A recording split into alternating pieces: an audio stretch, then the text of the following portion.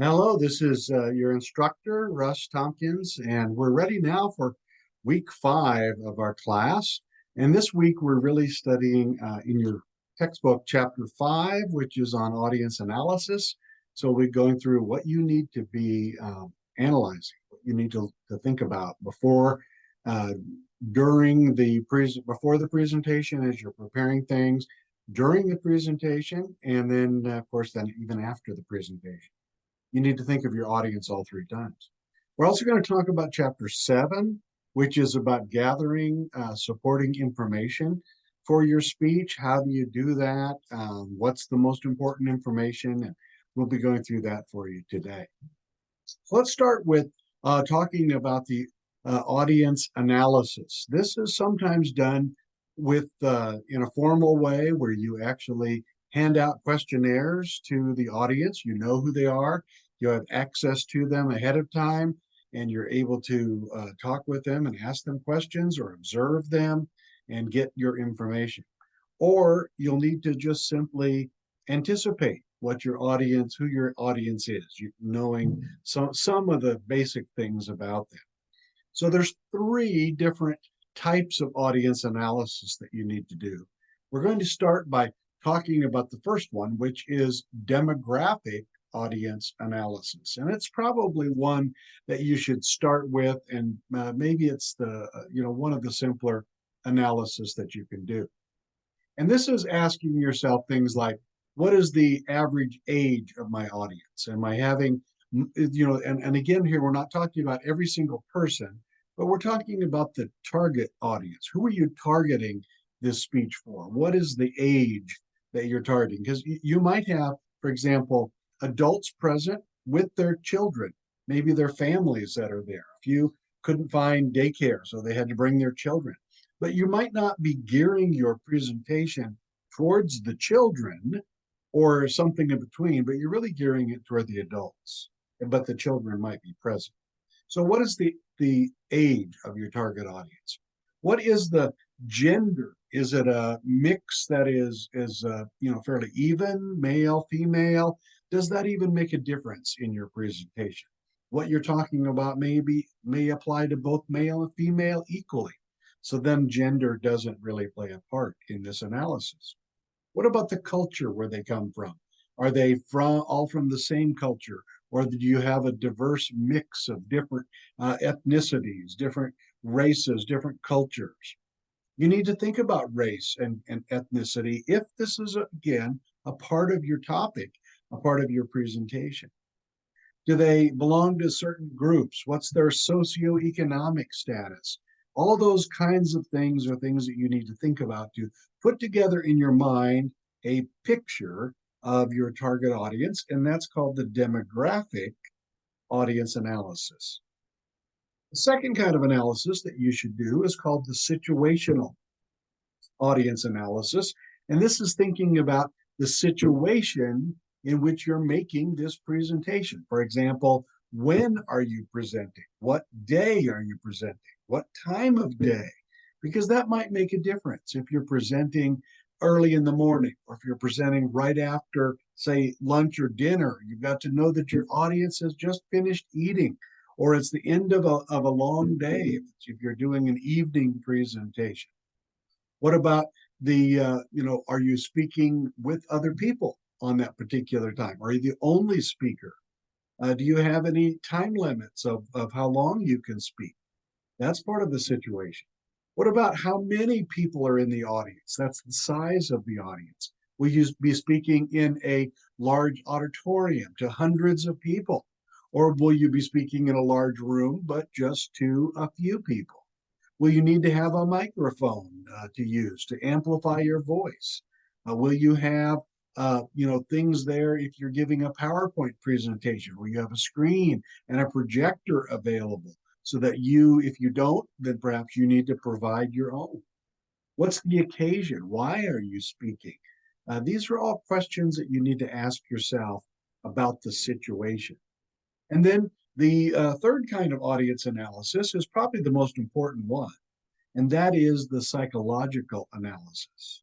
Knowing and thinking about what your topic is, you need to think about 4 different things for the audience. Ask yourself these 4 questions about your audience in relation to your topic. Number 1 is, what do they know about your topic? How much do they know or do they not know? Now, again, if you can talk to them directly, if you can do a survey, a questionnaire to ask them this question, that would be very, very valuable, because then that will help you to know how to create, how to prepare this presentation and tailor it just for your audience. So if they don't know something, they don't know very much about your topic, then you need to be very basic and simple. Or on the other hand, the other extreme, if they know a lot about your topic, then you need to get more detailed, and you can get a little bit more complex in some of the things that you talk about. You can be a little bit more abstract. But if they're not very knowledgeable, then you need to stay basic. You need to stay very simple for your audience. The other thing you need to ask yourself about is, what are their beliefs? Do they believe the same as you do about this topic? Do they believe, for example, that this topic is a true topic to talk about? It's something that they believe in, or is it something that they don't believe is really true? So you need to ask yourself that question. Or again, if you can talk to your audience, ask your audience what they believe so that they know, uh, you know what they know. The third thing to ask about is to ask about their values. What's important to your audience? How important is this topic that you're presenting to them? Say on a scale of 1 being not important at all and 10 being the most important thing in their life, where would this topic that you're presenting, where would that fall in that spectrum? How important is this? If it's not very important to them, then you want them to do some kind of action, then you're going to have to convince them that this should be higher on their priority list. So it's important to know where, what they think about this topic. The last thing is their behavior. What do they do? For example, if your topic is on recycling, you want them to recycle. That's the action that you're leading towards. So you need to know, are they currently recycling? Or do they think it's a good idea, but they just currently aren't doing it? Why aren't they doing it? How often are they doing it? And so on. So you want to find out information about their behavior, because that's the ultimate type of thing that you want, is for your communication to affect the way that they behave. Now, for this informative speech that you're doing, we're not worrying a lot about belief or value or behavior. We're focusing primarily here on just the first level, and that's knowledge. You're giving them information. That's why it's called an informative speech. This one is informative with research, is what it is. And so you need to keep that in mind, that you're primarily wanting to know, what do they know? What do they not know? Now, for chapter 7, for gathering supporting information, it's important that, again, that you can kind of focus your topic so that you know specifically what it is that you need to do research on. You can't research everything. Let's say your topic is, maybe the 3, what you feel are the 3 causes of the Civil War. So then you're just going to be researching whatever you think are those 3 causes. You're not, looking up every single thing about everything that happened in the Civil War. That'd take way too long, and it'd be getting information that you're really not going to be using. So you need to be able to focus in on the specifics of what your topic is. Here is where knowing what your specific purpose for the speech is really, really important. By the end of my speech, after my speech is over, my audience will know what specifically. Try to be as specific as you can. And that, again, will help you in doing research. What do you research? Well, you want to look up and find facts, things that can be proven true or proven false. You want to look up examples or illustrations, because every time that you make a statement of fact, then you want to back that up with some kind of supporting evidence. And most of the time, you'll have 3 different kinds of supporting evidence. One is an example. An example could be a story. An example could be a list of things. Examples could even be hypothetical if you make them up. But ethically, if it's not true, then you must tell the audience this. This is a hypothetical example that I'm going to be giving you. It's not really real, but it could be real. And we need to be aware of that. Another kind of supporting evidence is called testimony. There's two different kinds of testimony. One is a direct quote from a person, from an article that it was written, from a book. And if you're going to directly quote someone, there's some things that you need to do when you quote them. First of all, quote them exactly as they stated their whatever it is that they said, and make sure to give context to whatever it is they said, because sometimes you can take things that someone said out of context and it completely changes the meaning of what they said. So to be ethical, you need to give the audience the context of what it is this person is talking about and why they're talking about this. You also need to give the credentials of the person that you're quoting directly from. And so that's important. Tell them, why we should believe in them. And, this is, again, an ethical thing to do, but it also adds to your credibility as a speaker. And if you remember, we talked about a Greek word called ethos, which means your believability or credibility. And your ethos goes up when you cite sources and when you tell us something about the quote itself, the context of it, because we want to know your information, but you don't know everything there is about every subject. And so the more you can cite other sources, other people, the better your ethos will be.